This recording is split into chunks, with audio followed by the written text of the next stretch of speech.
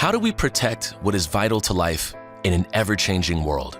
At Ecolab, we partner to make the world cleaner, safer, and healthier, helping customers succeed while protecting people and the resources vital to life.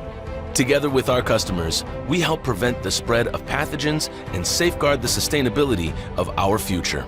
To create communities where people are healthy, our planet is respected, and businesses can thrive. For the past 100 years and for generations to come, at Ecolab, we are protecting what's vital. Hi, everyone. Welcome to ACF Chef's Table webinar series. Thank you for joining us for today's webinar on building trust and brand loyalty through food safety. For those unfamiliar with the American Culinary Federation, we're the leading organization for culinary professionals offering education, certification, accreditation, competition, and a community for chefs and food service professionals. If you're not yet a member, today's webinar is a great example of the resources that we offer. Today, we'll be joining Ecolab food safety expert Lisa Robinson as she shares how professional chefs across the industry can elevate their brand by embedding food safety into every plate they serve. Feel free to ask questions using the Q&A function at any time.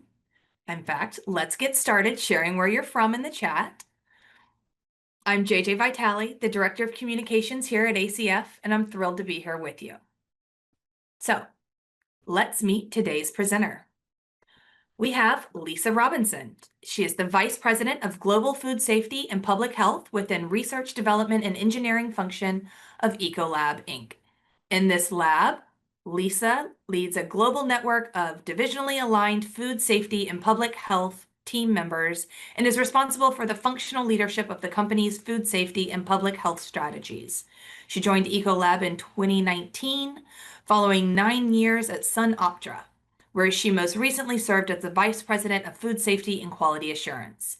Lisa previously held positions in food safety and quality assurance at Target, Pepsi, General Mills, and Schreiber Foods.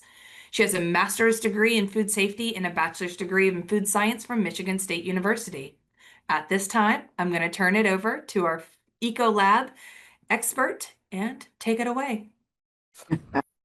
Yeah, well, thank you, JJ. I appreciate that introduction. I will say that the one thing that I would add to that is that, in speaking with you all today, from a culinary perspective, I did learn a lot about cooking from my great-grandmother, who was the cook for the governor of Alabama way back when. And so passed down a ton of stuff. And I've also had the opportunity to run my campus, my dormitory snack shop, where, you make pizzas for college students and all kinds of other food items. And so, I've had a little touch in that arena and can definitely understand a lot about what you all have to go through on a day-to-day basis to, build trust and brand loyalty with your customers.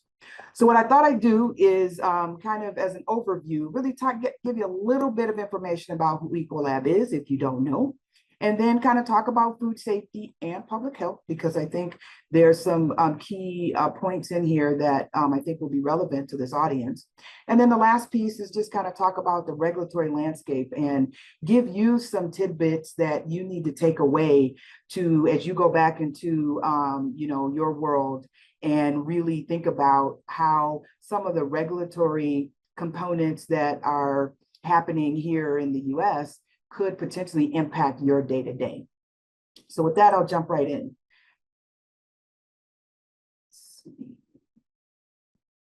There we go. So one of the things that we at Ecolab wanting to just kind of share with you our food safety practices and some of the work that we do to, kind of tell people what we do.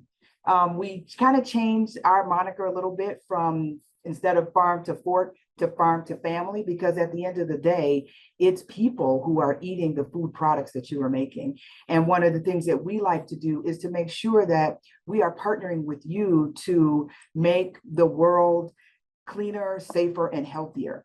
We are in over 3 million locations. Hopefully we're in all of yours to kind of help you with some of the back of house solutions, but we also are a part of the entire supply chain. So when you think about milk that you're buying to make those creamy sauces, those are coming from farms that we may be helping them with, like dairy cattle, in terms of like teat dips and things on the farm to make sure that there's no avian influenza, and how we're helping them with different solutions. We also, when you think about, moving to the manufacturing sector, working with plants, I mentioned dairy earlier, working with milk plants to make sure that the milk that they're producing is safe. And I even think about like other beverages like breweries. We work really closely with them to not only make sure products are good, but when you think about optimizing water and how much water they're using, those are areas in which we support. We also work with companies with their pest programs, as well as other food safety training that we can do for you and help support your businesses with. And then the last piece I'll just mention is, some of the front of the house solutions and some of the audits and assessments that we can do to help make sure that your restaurants are meeting the food code, from in terms of when you're being inspected, that you are going to get great scores for that. So that's a little bit about kind of how we tie food safety from farm to family within Ecolab. And all of that is to protect what's vital. We believe that we do the work to help you with protecting people. We also do the work to help protect the planet. And we can do both of those and also protect your business, which in terms of your bottom line and helping you with productivity, all of these things can coincide with each other in terms of helping you protect what's vital. A little bit about our team here. I lead our global corporate team, and this isn't by any means everyone in the organization that knows about food safety, but this is just a snapshot of the group of people that I work with on a regular basis, where when we talk about that farm to family look, we got to be talking to the people that are working with our farmers, working with our manufacturing plants, working with our water business, working with our pest business, working with people that are in other countries to make sure that we stay aligned in the messaging that we can provide to you, as in any of the laws or regulations that we can share. And then also we collaborate with other departments too, right? So we want to make sure that if we provide something that's customer facing to you, that our marketing teams take a look at that. And if there's things that they need to have reviewed by us to make sure that it is accurate from a regulatory perspective, we work in conjunction with them to do that. And some of the other areas in which we work with the industry through different partnerships. So when I think about an organization like this or the National Restaurant Association, we work very closely to really make sure that we are science driven in the work that we do.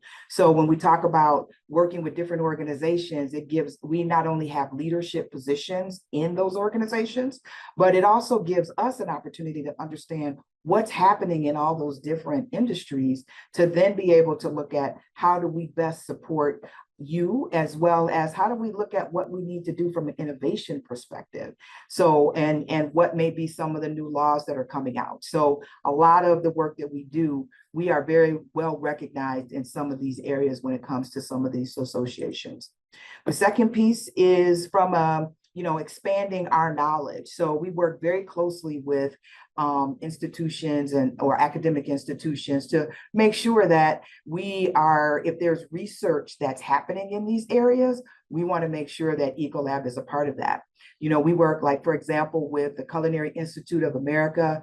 If you've ever been like on those campuses, you'll see that we want to be there while we're training new chefs, because we want you to understand food safety and some of those solutions that I mentioned earlier, how those can help you drive your business. And so we want to be a part of that, as well as like Johnson Wales, and then other universities will take our products and do research on them to make sure, or to be able to showcase some of the additional value that our products and services can bring.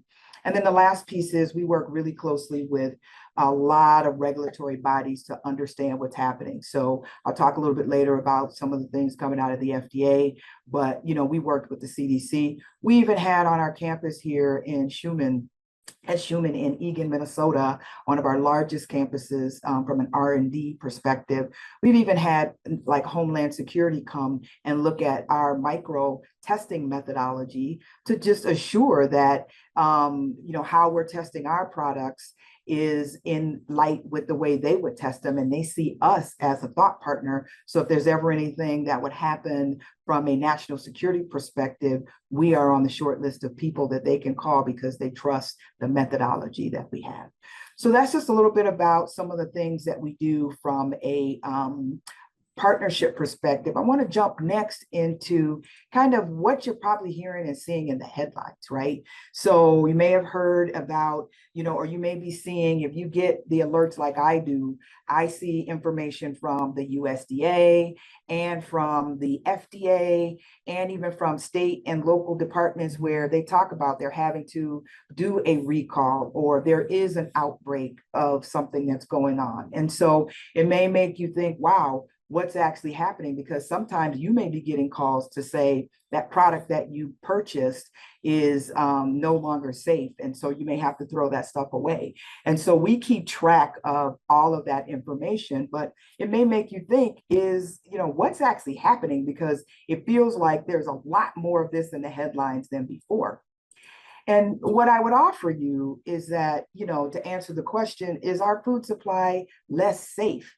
Obviously, with social media, you see a lot more information that comes out there. And that's good, because if it is something that's unsafe, we need to make sure that, when we talked about that farm to family, we want to make sure that the people consuming products are going to be okay.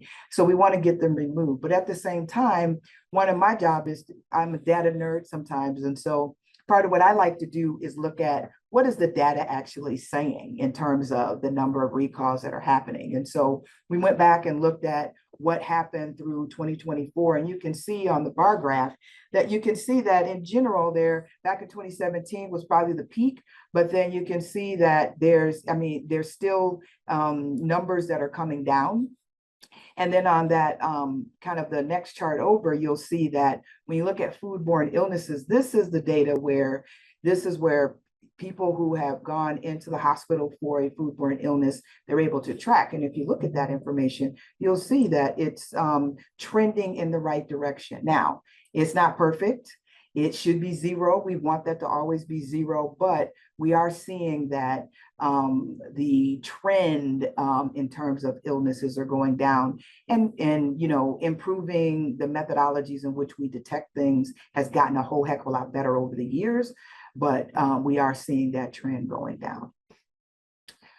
Now, this past year, just speaking a little bit to the norovirus, which I'll show you in a minute, some additional data for that. But if you look here, that red line that you see is what's happened for 2025. And the other lines are data points that are in previous years. And we wanted to highlight this is, one, norovirus is definitely a pathogen that can impact your areas really harshly. And it's really important to think about the people who may be ill with norovirus, because that particular virus, a person who gets it, they shed a lot of virus. They can shed up to 1 billion particles of this, cells of this virus. So when they are going into the bathrooms or handling food, this is why it's really important to have an ill worker program and to make sure that people who are ill are not handling food or in the workspace. But that red line there just kind of indicated for 2025, this year, that the number of illnesses really spiked up, and norovirus creates a new genotype every 2 to 4 years, and this is year 3. So it's right in the middle of, it's created this new genotype that has obviously infected a ton more people than historically, and so we see that but you do see that red line kind of coming back down. And so that norovirus time frame is coming upon us when we think about kind of October is that time frame where we kind of see this start to spike up. So this is why I bring it up, because I think it's important to this audience. Now, from a contributing factors perspective, the CDC, they report out on some frequency. This was back 2016. There was a new report that came out. It's not very much different than this, but from factors that contribute to foodborne illness, improper holding is kind of the number one, and then poor personal hygiene is number two. So when we talk about improper holding, you think about how you're holding products, if they need to be hot or if they need to be cold, right? So are you holding them at the right temperatures, or are you keeping products in that danger zone temperature range where that's where you can have a lot of bacterial growth? So this is an area that from a CDC perspective and from an inspection perspective is an area that we need to be concerned about. And then the second piece of this is really just around poor hygiene, poor personal hygiene, right? So when we talk about, I was talking about norovirus earlier, how are you handling products? Do you have ill workers that are working? What type of hand washing? Are you using your sinks properly? Do you have knives and cutting boards in the hand washing sink so people can't wash their hands the way they need to? So those are kind of some of the areas that you want to pay really close attention to as it relates to some of the factors in foodborne illness. And then the other one I would just mention is, unsafe source. And we'll talk a little bit about where you get products from, which I think are going to be really impacted by some of the regulatory things happening, potentially having opportunities for food fraud, because, you've got products that are coming from all over. What type of practices do you have to evaluate those products? So you want to take a look at that. And then from a location perspective, as you can see, the number one area that illnesses come from an outbreak perspective, are from restaurants. We do see catering and banquet facilities in that number two spot, but for the most part, when they looked at all the data in terms of, tracing back where people were ill and how they calculated that, they were sit down, restaurant locations that unfortunately are the number one area. So that's why this is really important information from a food safety perspective, because if your restaurant is the one that is creating an outbreak situation, then that definitely will damage your brand, and people will be hesitant about dining at the places that you have, because it's it may be seen as an unsafe space. So and could damage your brand as well. Okay. So I talked a lot about food safety. I did want to take a minute to talk about public health. The US does do surveillance of influenza each year. And I wanted to point out specifically, if you look where it says based on data from October 1st, 2024 through May of this year, the reason why I point that date out is today is October 1st of 2025, and hence it is the beginning of flu season. And so as you can see, some of these estimates from last year, 47 to 82 million people were ill. You had medical visits, so you could see what happens to hospitals when people get sick. You got, over 21 million people visiting hospitals. And then staying in the hospital, you're looking at almost 1 million people. And then unfortunately, there are people who pass away, especially those in those immunocompromised groups that when you get sick or you get the flu, that unfortunately there are people that die from that. And so it's really important to think about a couple of things. One is, the CDC does recommend that people get vaccinated. And then also, this obviously impacts your workforce, but, if people can, not necessarily handle food, or if they're ill, not to necessarily be at work, that is helpful. And then avoiding, like if people are coughing, how do you cough appropriately, like coughing in your elbow. And then if you've got tissue, if people got tissue, throw the tissue away. You don't want other people handling that. And I've seen just in this last, even the most of the year, people aren't afraid to wear masks anymore, right? I mean, I think there used to be a lot of stigma around that, but I've seen a lot of people as I've traveled actually wearing a mask on the airplane. Not a ton of people, but it's okay to think about even masking up if you've got people that have, have influenza as an illness. And then a big key piece that I'm going to say here is people got to wash their hands, right? I mean, hand hygiene is really, really critical. If you go back to that circle chart I had where it talked about poor personal hygiene, hand hygiene is just, washing your hands properly with soap and water, or using, hand sanitizer. Those things are really critical and important. Okay. So now I'll jump a little bit into what's happening from a regulatory perspective. If you recall, or you may or may not know, but back in 2011, when people talked about the Food Safety Modernization Act, you may hear people say FSMA, there are multiple rules that were signed into play that are all starting to come to fruition. And then when you think about just over the timeline, what's happened since then, obviously we had in 2020, we had COVID, which had major impacts on the supply chain. There were, food manufacturing companies that had to shift from making foods for restaurants because restaurants were closed to being able to sell it at a retail level, so changing their packaging. You had some manufacturing sites actually shutting down because their workforce may have been ill. So you had a lot of impacts to the supply chain, and that kind of opened up a lot of different issues. And one I'll just point out, from a powdered infant formula perspective, there were a lot of recalls of that product happening, as well as issues with manufacturing. And so we were actually purchasing infant formula from outside of the country at that time to make sure that our babies who are immunocompromised had the food that they need. So when you think about continuing on in that timeline, when COVID hit, as well as the powdered infant formula issues arose, the federal government said, we got to take a look at this. And at the time, they instituted what was called the Reagan-Udall report. And that report did just a full evaluation of the what was happening with our food supply.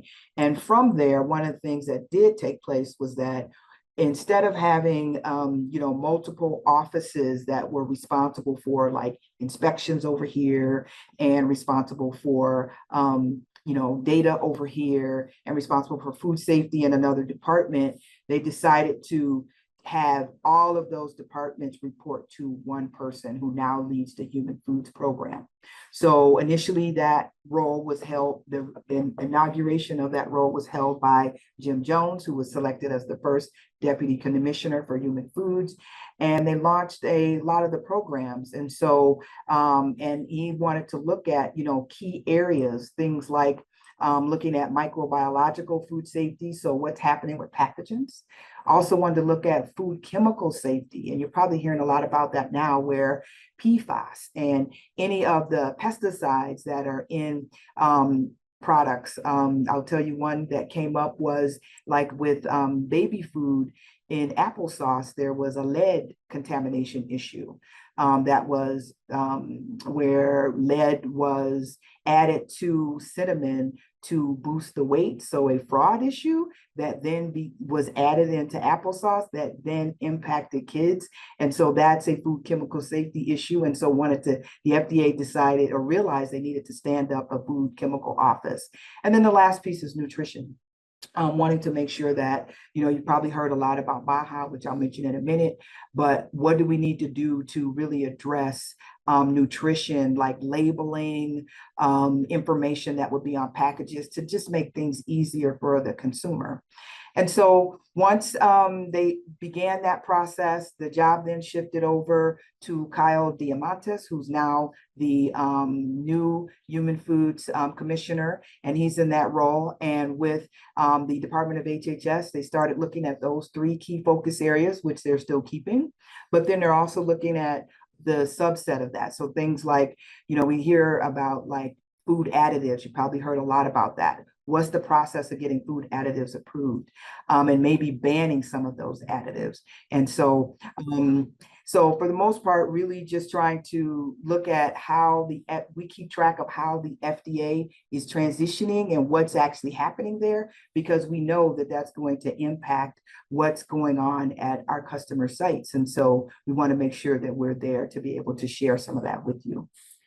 And so in this next slide, talk a little bit about the Conference for Food Protection. So when we talk about the regulatory piece, if you don't know or hadn't heard about CFP, I'll say it for short, the Conference for Food Protection is a forum where the industry, academia, regulators, and consumer groups can get together to discuss what type of changes they want to see in the food code. So they debate those changes, and there's just a lot of discussion around a lot of different components within the food code, and they talk about that.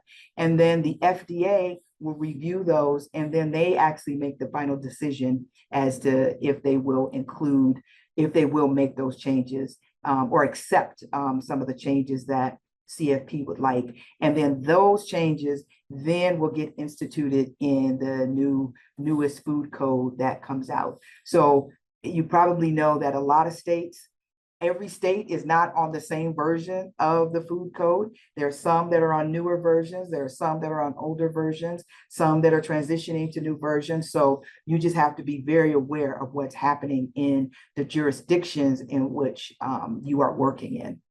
And so this last meeting that they had this year, just want to highlight a couple of the updates that were coming. We talked earlier about the temperature, like holding temperature of foods, as being one of those contributing factors to illness.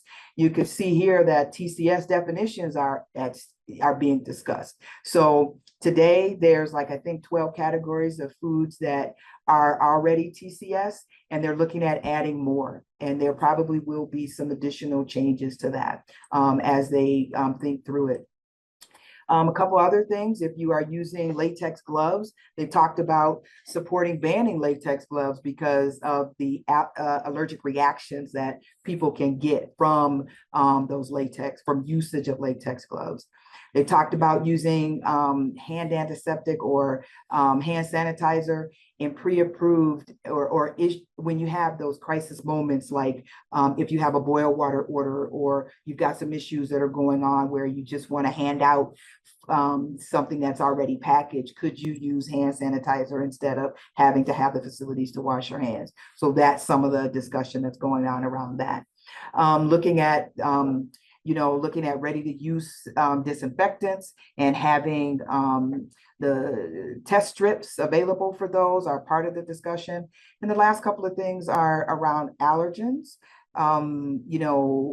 Sesame became a new allergen 2 years ago. And so how has that impacted the industry?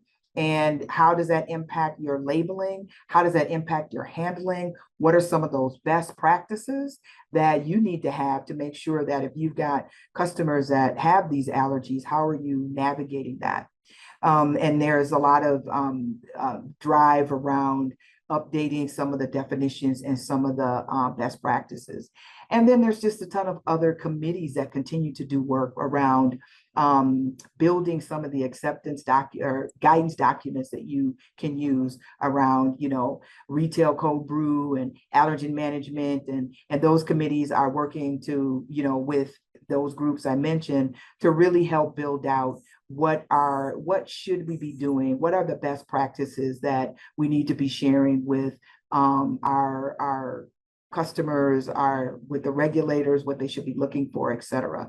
So that CFP, that Conference for Food Protection, is very much a part of the work that you do, and can make some very interesting changes to, you know, how you manage like your recipes and how you manage your site. Okay. So the last couple of things that I'll just share with you is some, you know, these are, I'm hoping, some nuggets that you can take away that could potentially have some impacts on the work that you do.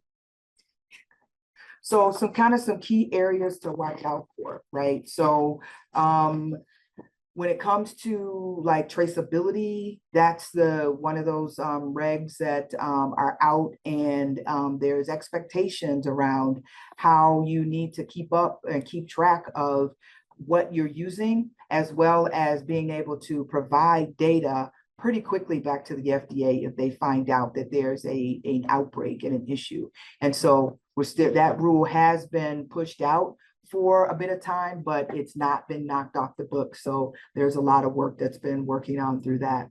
I would just also say, I'll just put them all up here. You know, just some of the other areas to really think about is if you are packaging food, you know, there may be some date labeling standards that will be coming about, as well as like if you're putting the words healthy or however you're labeling those products, that front of pack label, there's still work that's going on to make some decisions around how that's going to be.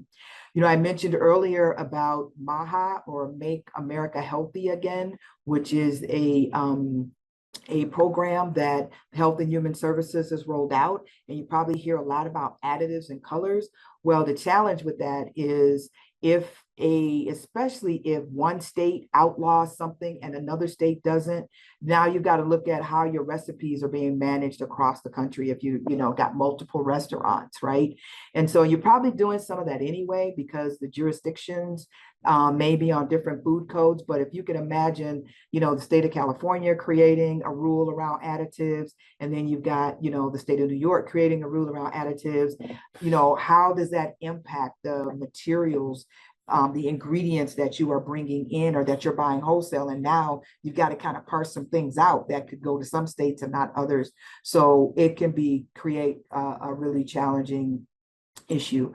I think some of the other issues to kind of think about are, you know, I mentioned earlier about food fraud. I was just reading a recall that was happening where there was shrimp that was, the weights on them when they actually weighed them in the packages were actually less than the weight that was written on the written on the package. And you know, those are the types of things where if you've got menus where you're trying to utilize so much food, and it turns out that you're buying so much, but really it's really less in those packages because of a, you know, fraudulent activity by that supplier, that could impact you quite a bit. So you want to stay abreast of that. I would say another thing that we're finding this year, having a lot of conversation around, our tariffs. Tariffs are, you know, tricky because they're by country. So if you're buying product, let's say on one side of the country, the US from one country, and then you're buying the same product from another country, you may find that those tariffs can implicate or impact the products that you're purchasing, and therefore have a major impact on your supply chain. So, you know, some of these shifts can really impact, you know, your pricing strategies and impact your overall business at the end of the day. And so these are some of the areas that we tend to stay on top of to make sure that, you know, if there's information that we can share with you, we could. And then the last thing I would just say is just in regards to reformulations. You know, I think about products that you may have to reformulate that, you know, you could have stored dry, and now because some of these additives are gone away, because a lot of times people look at the additives and they can't describe them or they can't read them, but they're there to preserve the product. And if those preservatives are taken out of that product, now instead of having this be a dry product you can put on the shelf, now you may have to refrigerate this item because you're going to lose shelf life for that. So those are just a couple of areas in which I can see that can impact you directly. And the last thing I would just say on this slide is that, you know, from recommended actions, you probably have food safety people that are part of your organizations. You want to stay connected with them. They're probably staying on top of some of the regulatory issues. There's also government relations people. There's also other trade associations, and there's also Ecolab. So from a resource perspective, just wanted to share this last slide here. We've got a monitor that we try to put out every month that's free for people to be able to look at. And we, you know, try to keep it short and sweet. It's not like a thesis of information, but just snippets of information that you might find valuable as part of your day-to-day in terms of what's going on. So this is our way of trying to keep up with kind of what's happening in the industry and how we can best, one of the ways that we can help support you as a customer. And with that, I open it up for questions. I hope there's some.